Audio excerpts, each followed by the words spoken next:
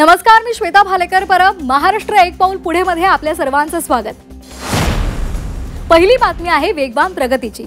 पंतप्रधान नरेंद्र मोदी यांच्या हस्ते नवी मुंबई आंतरराष्ट्रीय विमानतळाच्या पहिल्या टप्प्याचं उद्घाटन 8 ऑक्टोबरला पार पडलं. तसंच मुंबई मेट्रो लाईन 3च्या आचार्य अत्रे चौक ते कफ परेड हा अंतिम टप्पा पंतप्रधानांनी राष्ट्राला अर्पण केला. नवी मुंबई आंतरराष्ट्रीय विमानतळ परिसरातल्या प्रांगणामध्ये झालेल्या या कार्यक्रमाला राज्यपाल आचार्य देवव्रत, मुख्यमंत्री देवेंद्र फडणवीस यांच्यासहित अनेक मान्यवर उपस्थित होते. नवी मुंबई आंतरराष्ट्रीय विमानतळ हा देशासाठी आणि राज्यासाठी महत्त्वाचा प्रकल्प आहे आणि या प्रकल्पामुळे नवी मुंबईच्या विकासाला अधिक चालना मिळणार आहे, असं पंतप्रधान नरेंद्र मोदी यांनी म्हटलंय. नए एयरपोर्ट से महाराष्ट्र के किसान यूरोप और मिडिल ईस्ट के सुपरमार्केट से भी जुड़ जाएंगे. यानी किसान की ताजा उपज, फल, फूल, सब्जी और मछुआरों के उत्पाद तेजी से ग्लोबल मार्केट तक पहुंच पाएंगे. नवी मुंबई आंतरराष्ट्रीय विमानतळ हे केवळ विमानतळ नाही, महाराष्ट्र आणि भारताच्या आर्थिक विकासाचं नवं इंजिन ठरेल असा विश्वास राज्याचे मुख्यमंत्री देवेंद्र फडणवीसांनी व्यक्त केलाय. 9 कोटी पॅसेंजर हँडल करू शकेल असा एअरपोर्ट, हा एअरपोर्ट एक इंजिनिअरिंग मार्वल देखील आहे. मी तर असं म्हणेल, केवळ हा एक एअरपोर्ट महाराष्ट्राचा जीडीपी 1% वाढवण्याची क्षमता ठेवतो आणि त्यातनं मोठ्या प्रमाणात आज महाराष्ट्र पुढे जाणार आहे.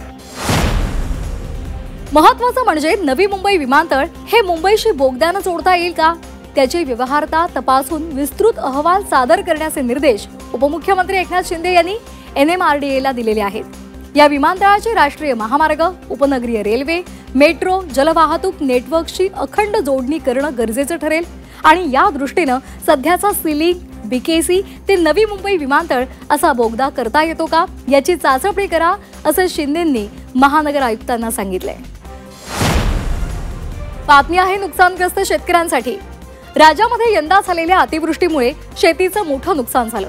नुकसानग्रस्त भागात 65 मिलीमीटर पावसाची अट न ठेवता शेतकऱ्यांना सरसकट नुकसान भरपाई दिली जाईल, अशी माहिती मुख्यमंत्री देवेंद्र फडणवीसांनी दिली होती आणि त्यानुसार बळीराजाला पुन्हा उभं करण्यासाठी 31,628 कोटींच्या मदतीचं पॅकेज मुख्यमंत्री देवेंद्र फडणवीसांनी जाहीर केले. या पॅकेजनुसार कोरडवाहू शेतीसाठी प्रति हेक्टरी 18,500 रुपये, हंगामी बागायतीसाठी 27,000 रुपये तर बागायतीसाठी प्रति हेक्टरी 32,500 रुपये मदत दिली जाणार आहे. जाहीर केलेली मदत दिवाळीपूर्वी देण्याचा प्रयत्न राहील. ही आतापर्यंतची सर्वात मोठी आर्थिक मदत असल्याचंही मुख्यमंत्री देवेंद्र फडणवीस यांनी सांगितलंय. तर दुसरीकडे उपमुख्यमंत्री अजित पवार यांनीही शासन शेतकऱ्यांच्या पाठीशी खंबीरपणे उभं आहे असा विश्वास पुन्हा एकदा व्यक्त केला.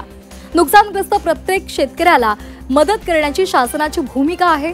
शेतकऱ्यांना राष्ट्रीय आपत्ती प्रतिसाद दलाचे 2 हेक्टरपर्यंत मदतीचे निकष बाजूला ठेवून 3 हेक्टरपर्यंत मदत केली जाईल, असं उपमुख्यमंत्री अजित पवार यांनी सांगितलंय. मृतांच्या कुटुंबियांना 4 लाख प्रत्येकी, जखमी व्यक्तींना 74,000 रुपये ते 2.5 लाख रुपये म्हणजेच 2.5 लाख रुपये, घरगुती भांडी आणि वस्तूंचं नुकसान झालं असेल तर 5,000 रुपये प्रति कुटुंब, डोंगराळ भागात पडझड झाली असेल, नष्ट झालेल्या पक्क्या घरांसाठी 1,20,000 रुपये, डोंगराळ भागात पडझड झालेल्या आणि नष्ट झालेल्या कच्च्या घरांसाठी 1,30,000 रुपये, अंशतः पडझड झाली असेल तर 6,500 रुपये, झोपड्यांसाठी 8,000 रुपये, जनावरांचे गोठे त्यासाठी 3,000 रुपये, दुधाळ जनावरांसाठी 37,000 रुपये तर ओझे वाहू जनावरांसाठी 32,000 रुपये आणि कुक्कुटपालनासाठी 100 रुपये प्रति कोंबडी अशी नुकसान भरपाई जाहीर करण्यात आली आहे. बातमी आहे चंदेरी दुनियेतल्या महानगरी मुंबईची. मनोरंजन नगरी मुंबईमध्ये चित्रपट उद्योगासाठी आवश्यक परिसंस्था संपूर्ण विकसित झाली आहे. मुंबई चित्रनगरीचा येत्या 4 वर्षात संपूर्ण कायापालट केला जाईल. चित्रपट निर्मितीपासून प्रदर्शनापर्यंत आवश्यक सुविधांसहित चित्रपट नगरीचा हा विकास असेल, असं मुख्यमंत्री देवेंद्र फडणवीसांनी सांगितलंय. Vicky frames a silver jubilee of vision या कार्यक्रमामध्ये अभिनेते अक्षय कुमार यांनी घेतलेल्या मुलाखतीमध्ये मुख्यमंत्र्यांनी मराठी आणि हिंदी चित्रपट सृष्टी आणि चित्रपट नगरीच्या विकासासंदर्भात प्रश्नांना त्यांनी उत्तरं दिली.